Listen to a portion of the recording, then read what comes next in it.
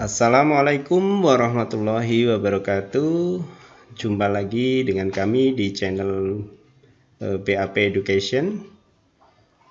Pada video kali ini kami akan membahas tentang rangkuman materi dan soal untuk guru PJOK atau Pendidikan Jasmani, Olahraga dan Kesehatan tentang anatomi tubuh manusia untuk bagian yang kedua.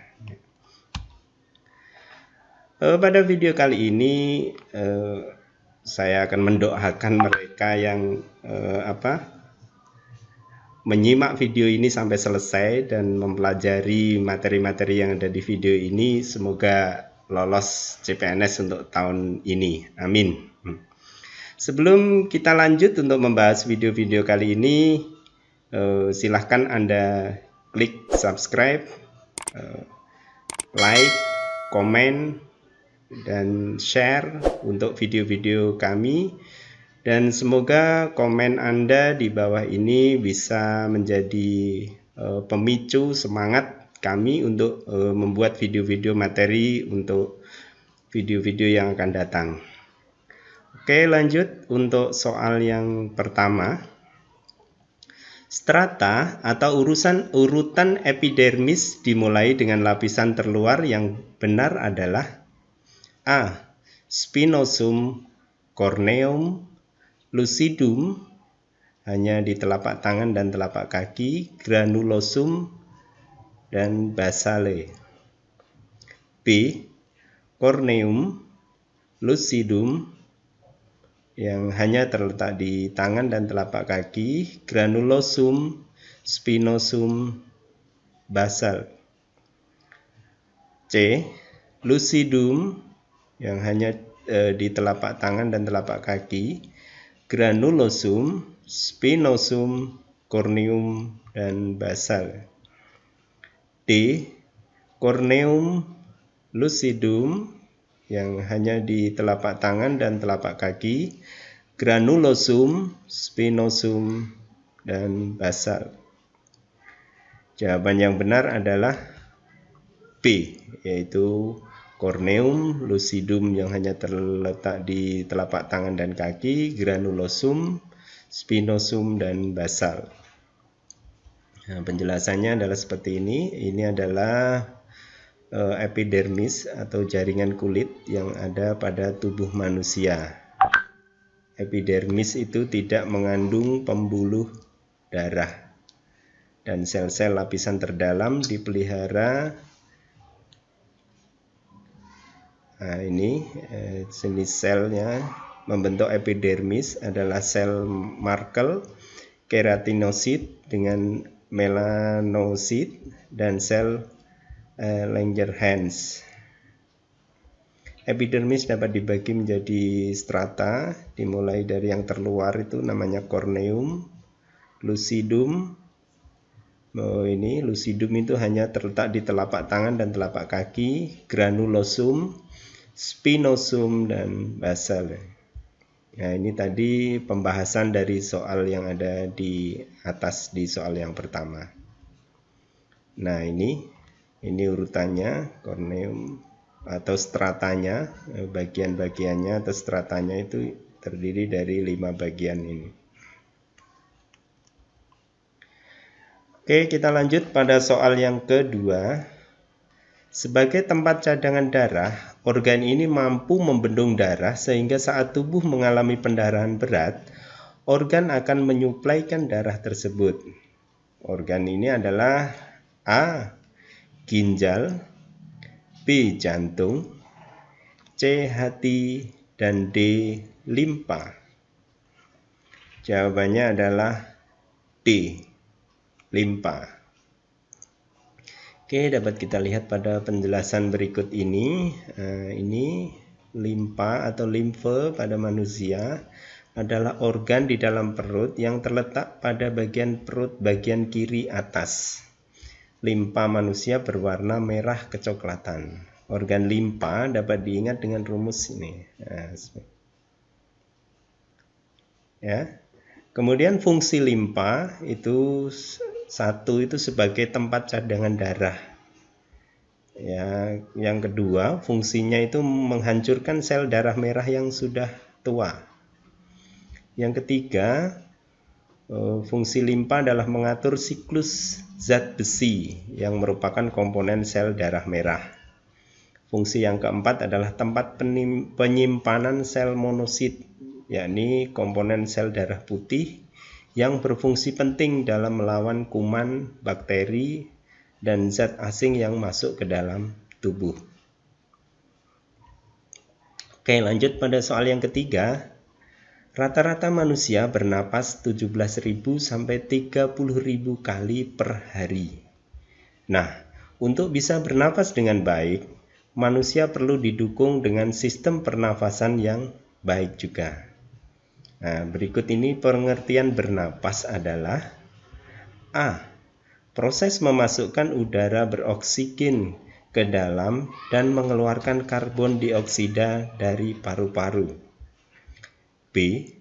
Proses memasukkan udara berkarbon dioksida ke dalam dan mengeluarkan oksigen dari paru-paru. C. Proses mengeluarkan udara beroksigen dan memasukkan karbon dioksida ke paru-paru. D. Proses memasukkan udara tanpa oksigen ke dalam dan mengeluarkan karbon dioksida dari paru-paru. Oke, kita bisa memilih jawaban yang ada. Kita pahami dulu pengertian dari bernafas. Dan jawaban yang benar adalah A, yaitu proses memasukkan udara beroksigen ke dalam dan mengeluarkan karbon dioksida yang berasal dari paru-paru.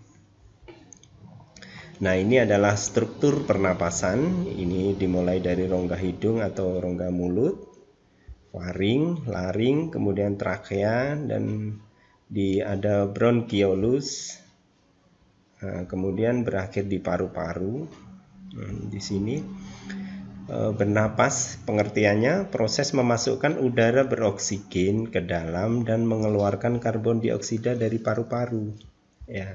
Sistem pernapasan manusia itu berfungsi untuk menyediakan asupan oksigen secara konsisten agar seluruh fungsi tubuh bekerja dengan baik. Ya. Struktur dasar dari sistem pernapasan termasuk sinus, hidung, mulut, tenggorokan, batang tenggorokan, paru-paru, pembuluh paru, diafragma, tulang rusuk, dan alveoli. Lanjut pada soal yang keempat. Panca indera adalah alat tubuh yang mempunyai fungsi untuk mengetahui keadaan luar. Alat indera manusia sering disebut juga dengan panca indera karena terdiri dari 5 indera, yakni A. Indera penglihat atau mata, indera pendengar atau telinga, indera pembau pencium hidung, indera bicara itu mulut, dan indera penengok itu leher. B. Indera penglihat itu mata, indera pendengar telinga, indera pembau pencium hidung, indera pelahap itu mulut, dan indera peraba itu kulit. Pilihan jawaban yang C, indera penglihat itu mata, indera pendengar telinga, indera pembau atau pencium itu hidung, indera pengecap itu lidah, dan indera peraba adalah kulit. Yang D ini indera bekti, indera saputra, indera yanti, indera barata, dan indera adinata. Ya, jawaban yang benar adalah C. Ya, di sini terlihat ada indera penglihat itu mata, indera pendengar itu telinga, indera pembau atau pencium itu hidung, indera pengecap itu lidah, dan indera peraba adalah kulit. Nah, penjelasannya seperti ini. Panca indera adalah alat-alat tubuh yang mempunyai fungsi untuk mengetahui keadaan luar. Alat indera manusia sering disebut dengan panca indera karena itu terdiri dari 5 indera, yaitu mata, penglihat, indera pendengar itu telinga, indera pembau atau pencium itu hidung, indera pengecap itu lidah, dan indera peraba adalah kulit. Indera Nah, ini pengertian dari panca indera. Ini kita bahas satu persatu. Mata itu fungsinya untuk melihat lingkungan sekitar. Telinga itu adalah alat indera yang berfungsi untuk mendengarkan suara yang ada di sekitar kita. Kemudian hidung, indera yang kita gunakan untuk mengenali suatu lingkungan sekitar atau suatu dari aroma yang dihasilkan. Ya, serabut-serabut saraf penciuman yang terletak di bagian atas selaput lendir hidung. Kemudian lidah adalah indera yang mempunyai fungsi untuk merasakan rangsangan dari makanan yang masuk ke mulut kita. Kemudian yang kulit adalah alat indera yang mampu untuk menerima sebuah rangsangan berupa temperatur suhu, sentuhan, rasa sakit, tekanan, tekstur, dan lain sebagainya.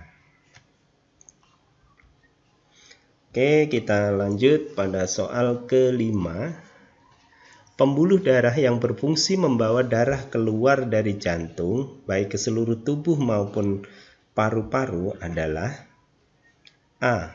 Aorta, B. Vena, C. Arteri, dan D adalah kapiler. Kira-kira jawabannya apa ini? Jawabannya adalah C, yaitu arteri. Penjelasannya seperti ini. Sistem peredaran darah manusia itu berpusat di jantung. Ya, jantung itu merupakan organ vital di tubuh manusia yang bertugas sebagai pemompa darah ke seluruh tubuh. Nah, di dalam jantung itu terdapat 4 ruangan, yakni 2 bilik atau ventricle dan 2 serambi atau atrium. Serambi dan bilik kiri jantung berisi darah bersih yang kaya oksigen. Sedangkan bilik kanan dan serambi kanan berisi darah kotor. Nah, selain memiliki 4 ruangan, jantung juga mempunyai 4 katup yang berguna untuk menjaga supaya darah tetap mengalir ke arah yang benar. Nah, pembuluh darah itu dibagi ada 2. Yang pertama itu arteri, pembuluh darah yang berfungsi membawa darah keluar dari jantung, baik ke seluruh tubuh maupun ke paru-paru. Sedangkan pembuluh darah yang kedua ada namanya vena. Vena merupakan pembuluh darah yang berfungsi membawa darah kembali ke jantung dan dari seluruh tubuh atau dari paru-paru. Nah, sudah paham kan bedanya pembuluh darah antara arteri dan vena? Nah, ini sistem peredaran darah juga. Sel-sel darah itu dibagi menjadi ini, ada sel darah merah atau eritrosit, itu sebagai pembawa oksigen dan karbon dioksida. Kemudian sel darah putih atau leukosit itu membantu tubuh dalam mempertahankan diri dari infeksi, misalnya virus, kuman, jamur, atau parasit.